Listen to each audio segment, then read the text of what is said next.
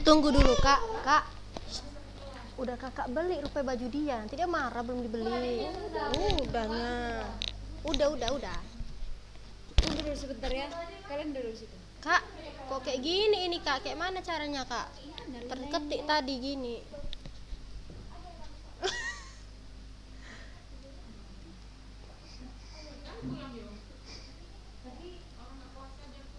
Udah.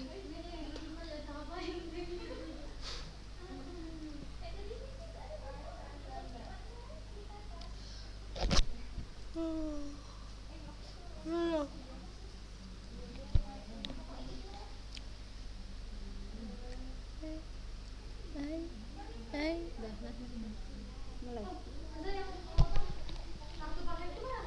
Ini. Oke, kita mulai ya. Bismillah. Assalamualaikum warahmatullahi wabarakatuh.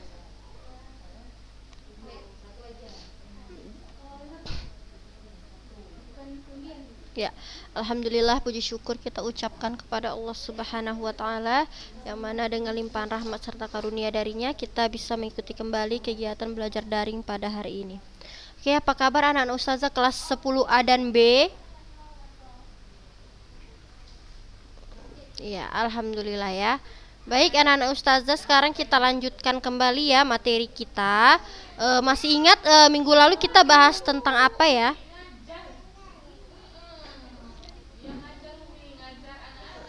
Apanya ini? Si Zahra Arikoh ini. Ketawa aja si Zahra Arikoh nih. Bahagia udah mau lebaran ya kan. Iyalah beli baju baru dia. Coba anak-anak ustazah tentang kaidah bahasa belum kan? Ini belum kita baca ya? Ponsel udah? Belum. Apakah ponsel berbahaya? Sudah? Belum kita pelajari. Nah, kita mau pelajari ini untuk mencari kaidah bahasanya ya.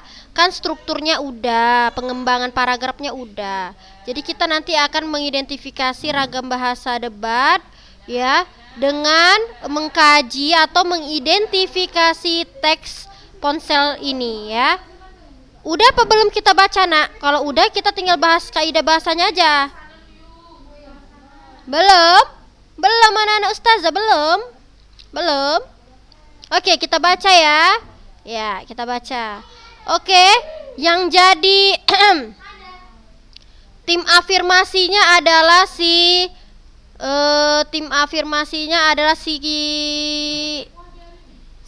apa ya? Tunggu ya, saya cari ya. Yang afirmasi si Ayu Dwi. Ada Ayu Dwi? Tolong dibuka kameranya semua anak-anak ustazah.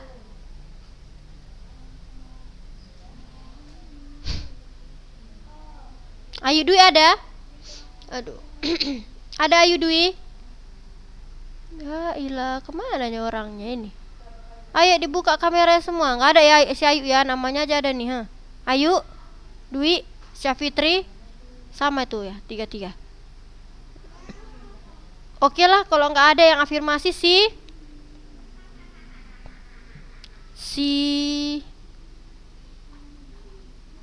atau enggak gini aja lah ya, kita pelajari dulu kaidah bahasanya baru kita baca aja ya, takutnya nanti nggak sempat pula waktunya ya anak-anak ustazah. Jadi ini aja, ini kita lewatkan dulu, nanti udah kita pelajari kaidah bahasanya baru kita baca tentang ponsel tersebut.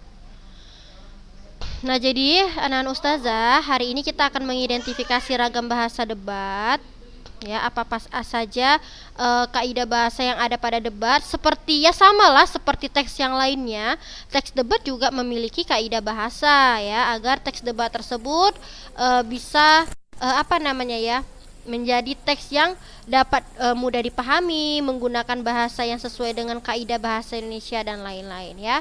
Nah sekarang ustazah baca dulu ini ya.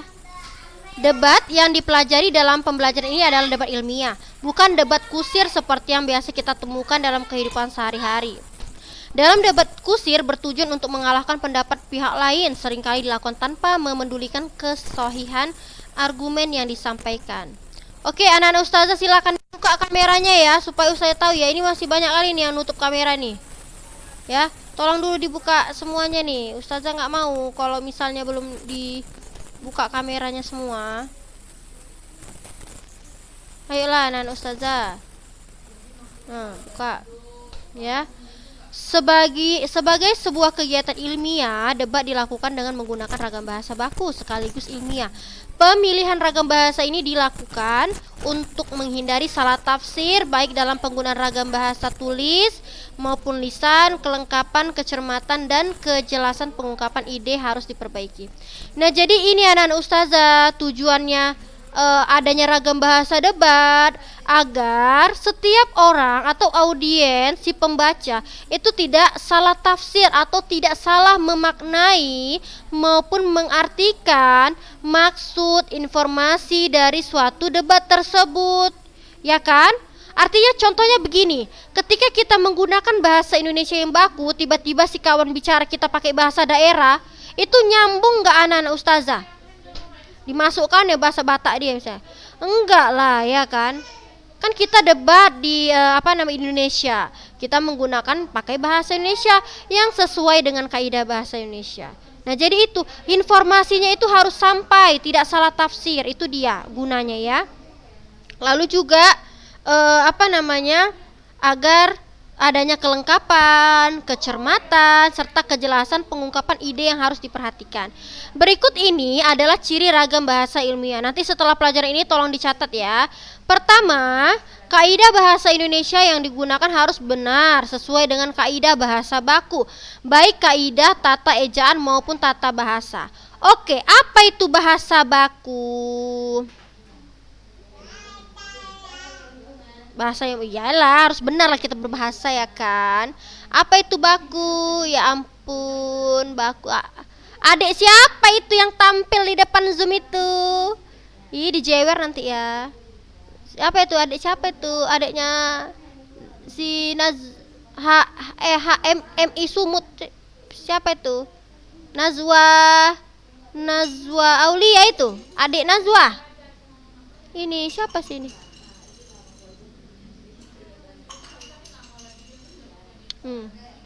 Nah, apa tadi bahasa baku?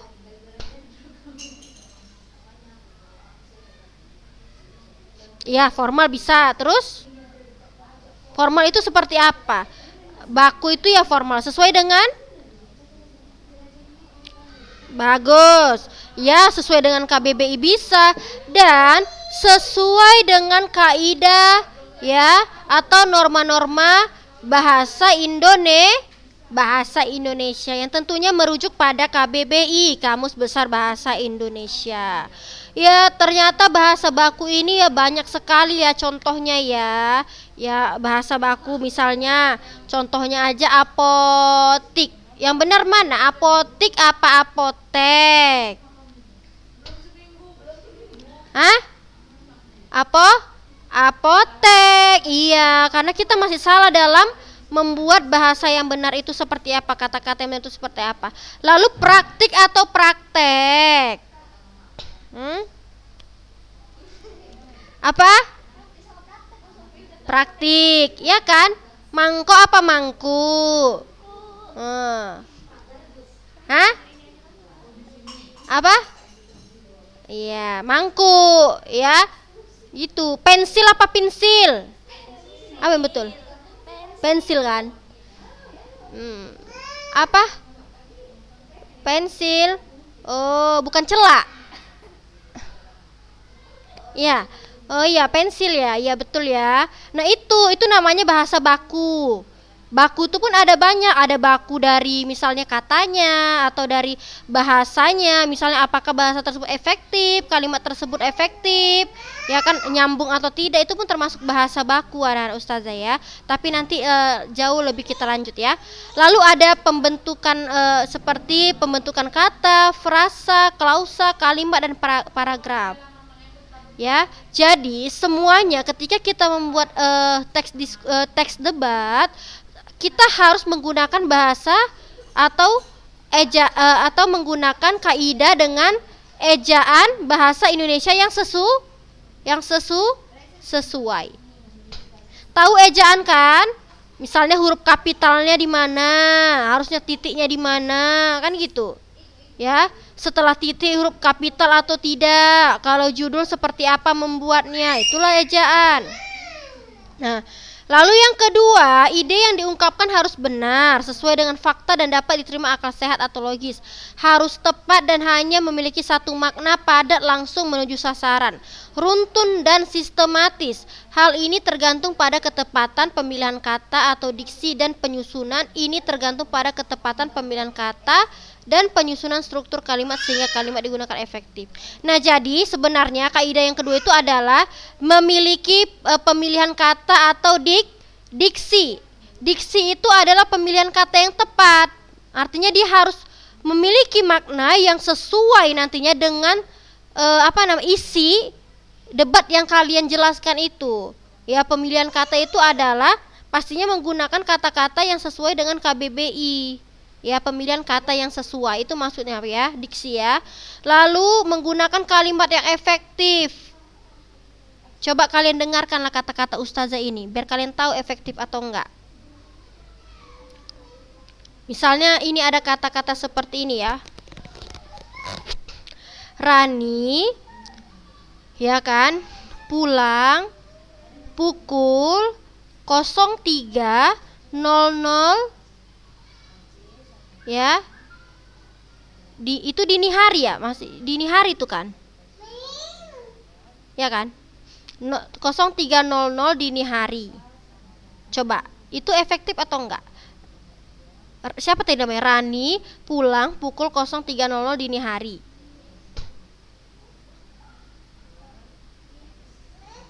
Kenapa efektif? Efektif atau enggak? Kok efektif? 03.00 sama enggak seperti dini hari? Paham enggak? 03.00 itu kalian pilih aja. Mau buat 03.00-nya oke, ya kan? Tapi enggak boleh dua-dua. 03.00 pilihlah antara 03.00 sama dini hari.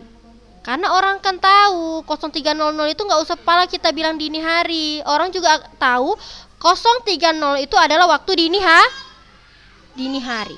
Jadi itu bukan termasuk kalimat efektif. Bentar ya, ustazah ada contoh-contoh lagi bentar.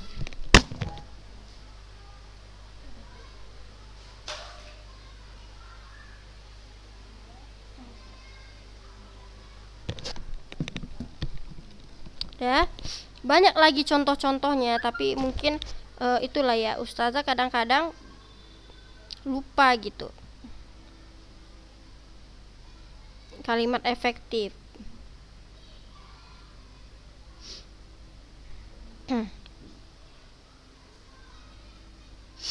Terus kan, pernah nggak ustazah bilang sama kalian, kadang makna yang kita buat kadang beda penyampaian sama makna yang diartikan oleh orang lain. Contohnya misalnya seperti ini ya. Coba kalian perhatikan kata-kata ustazah ini. Bu Guru Rani pandai memasak. Bu Guru Rani pandai memasak. Ketika kalian baca itu tanpa melihat tanda baca, ya kan? Bagaimana kalian memaknainya? Siapa di situ yang pandai memasak? Bu Guru Rani pandai memasak. Coba. Siapa yang di situ pandai memasak?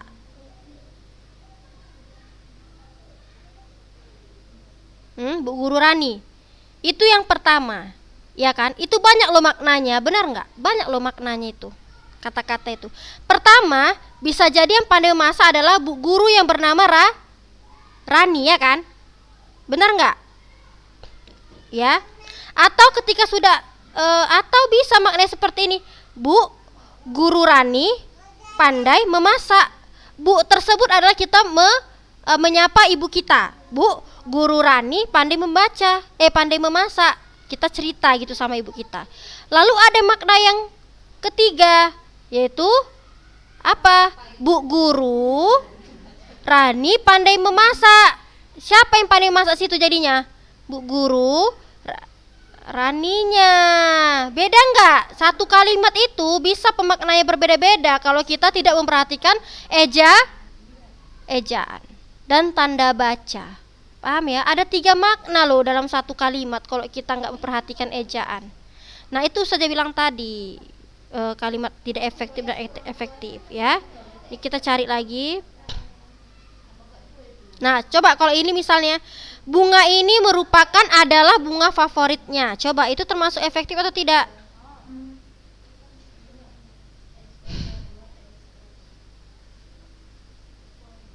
Bunga ini merupakan adalah bunga favoritnya. Enggak. Kenapa enggak alasannya? Iya, karena sudah ada di situ kata yang maknanya sama, merupakan dan adalah merupakan memiliki arti yang sama. Ya. Coba ini ya, kalian amati ya. Suasana di rumahnya sangat sepi sekali. Suasana di rumahnya sangat sepi sekali, termasuk efektif atau tidak? Enggak. Kenapa? Apa alasannya tidak efektif? Iya, sangat dan sekali itu kan sama aja. Iya, betul ya. Kadang kita kan suka melebih-lebihkan kalau cakap ya kan, Nak? Ya nggak apa-apa juga lah melebihkan ejaan kok salah. Kadang melebih-lebihkan cakap pun. Kan gitu. Itulah kita. Ya kan? Ejaan pun nggak boleh ternyata dilebih-lebihkan gitu. Perkataan pun sama, tidak boleh dilebih-lebihkan. Nih. Terus saya cari lagi yang lain.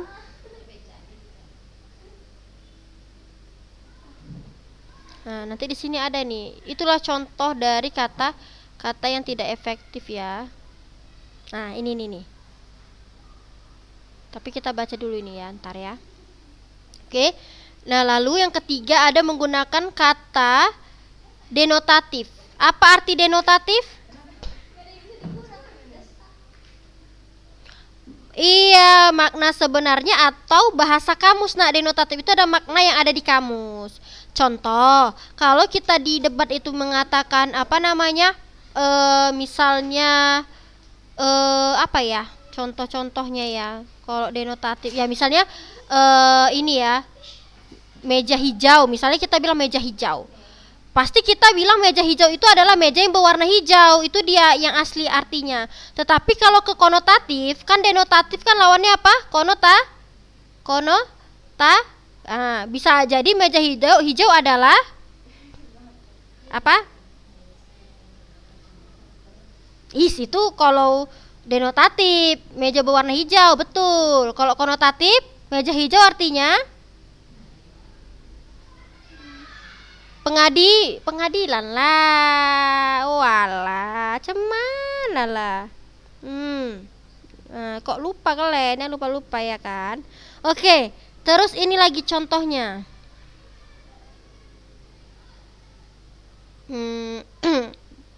Makna netral. Terus banyak lah ya kata-kata denotatif itu. Pokoknya semua ini bermakna denotatif itu intinya yang sebenarnya. Beda, misalnya kalau di debat itu kalian mengatakan misalnya panas gitu kan. Panas lah gitu. Panas pada apa namanya ya? Arti panas pada teks debat tersebut ya betul-betul memang artinya panas gitu kan. Tapi kalau hatinya panas, apa artinya kalau hatinya panas? Iya, emosi. Itulah dia konotatifnya. Nah, jadi ini ya contoh-contoh denotatif itu misalnya make up. Ya semuanya denotatif ya. Semua bahasa di sini, kata-kata di paragraf ini semuanya denotatif karena menggunakan kata-kata yang bermakna sebenarnya. Ya ponsel itulah untuk alat untuk bisa apa namanya berkomunikasi. Ya kan banyaklah contoh-contohnya ya. Kalau konotatif beda lagi. Kalau konotatif bukan makna yang sebenarnya. Iya, ya. Oke. Bahasa baku adalah ragam bahasa yang telah ditetapkan sebagai ragam yang dapat diterima dan berfungsi sebagai model untuk suatu masyarakat. Jadi ada 3 aspek dalam bahasa baku yang saling menyatu, yaitu kodifikasi, keberterimaan, dan difungsikan sebagai model. Selain itu dalam debat sebaiknya penggunaan kata-kata berbahasa daerah atau asing, bahasa prokem, dan bahasa gaul harus diminimalkan. Nah, dengar tuh anak-anak ustazah, tidak usah kita menggunakan bahasa daerah, bahasa asing, apalagi bahasa gaul yang tidak bisa dipahami oleh orang lain. Hal ini bertujuan agar terhindar dari ketersinggungan dan mengakibatkan acara debat karena antar pihak tidak saling memahami kata yang digunakan. Jadi itu ya, tidak boleh menggunakan kata-kata yang tidak dipahami oleh lawan bicara kita. Oke, perhatikan contoh berikut. Pemerintah seharusnya tidak menutup mata pada fakta bahwa telah memakan banyak korban. Kedua, banyak banget siswa jatuh bergelimpangan karena takut gagal dalam ujian nasional. Ya, galai kali ini. Kalimat 1 dan kalimat 2 di atas merupakan contoh kalimat tidak baku, katanya gitu kan. Kenapa tidak baku? Ketidakbakuan kalimat 1 dan 2 karena menggunakan frasa bermakna konotatif. Mana dia frasa? Ini dia. Frasa itu adalah kelompok kata yang apabila dipisahkan maka artinya berbeda. Dengar ya, frasa itu kelompok kata. Nah, nih, menutup mata. Ya, menutup mata artinya bukan sungguh-sungguh menutup mata, picing mata, enggak gitu ya. Menutup mata artinya itu konotatif ya, bukan denotatif ini. Ini berarti kedua ini 1 dan 2 tidak baku. Maksud menutup mata di sini apa, anak ustazah? Konotatifnya, makna yang tidak sebenarnya. Tidak bagus ya, acu tak acu, itu dia. Paham ya anak ustazah ya?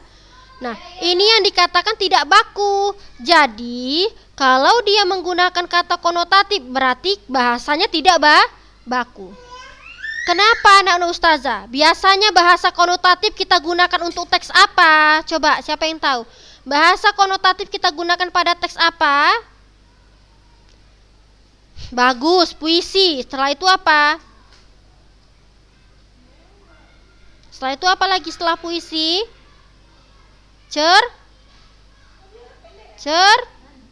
Cerpen, novel, itulah dia sastra. Kalau sastra boleh kita pakai konotasi, kan nggak mungkin lah kita buat cerpen puisi pakai kata denotasi. Siapa yang mau baca? Ya bosan lah orang bacanya, kayak baca debat pula nanti kira orang, kan gitu. Ya, jadi ini tidak bisa dikatakan baku. Lalu yang kedua ada kata jatuh bergelimpangan. Banyak banget siswa jatuh bergelimpangan karena takut gagal dalam ujian nasional. Apa maksud jatuh bergelimpangan ini anak-anak ustazah? Apa itu jatuh bergelimpangan? Ada-ada aja kan. Banyak siswa jatuh bergelimpangan karena takut gagal. Pingsan ini maksudnya. Ya kan? Ya enggak? Iya, ya paham ya. Jadi ini nggak baku. Terus mana lagi yang nggak baku di situ? Yang menunjukkan itu bukan kata yang baku. Nomor 2, kata apa? Banget ya kan. Itu lagi. Itu kan bukan bahasa Indonesia, tetapi bahasa apa itu nak? Termasuk bahasa gaul atau prokem. Maka tidak boleh anak-anak ustazah ya. Oke.